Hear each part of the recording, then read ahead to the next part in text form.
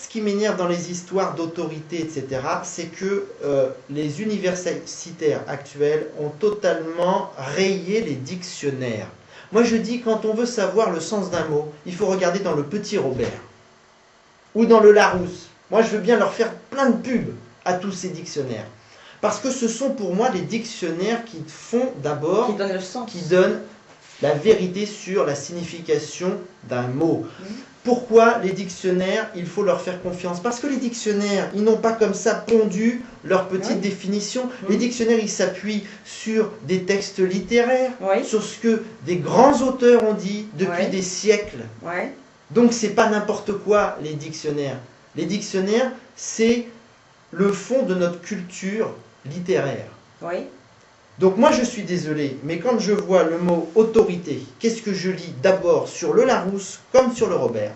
Je lis pouvoir de se faire obéir. Ça c'est l'idée centrale qui ressort de toutes les significations possibles que donnent ces dictionnaires pour le mot autorité. En gros, c'est ça le résumé, pouvoir de se faire obéir.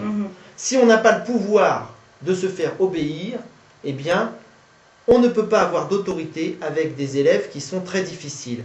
Ce mot-là, pouvoir, ce mot pouvoir, il fait peur.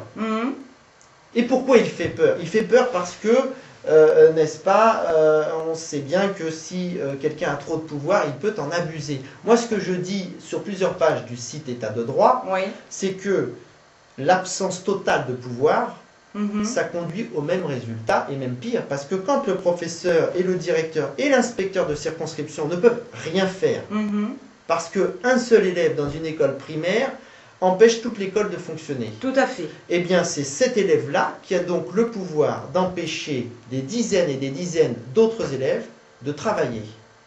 Et donc, on lui a donné à cet élève le pouvoir principal. C'est lui qui a le pouvoir principal.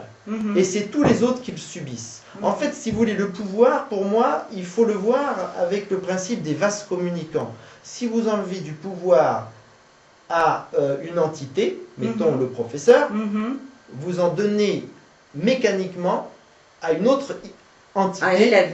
C'est-à-dire aux élèves d'abord, mais dans les élèves, il y en a un ou deux qui vont le prendre vraiment pour eux, et qui vont l'imposer à tous les autres. À toute la classe. À toute la classe et aussi aux adultes. Tout à fait.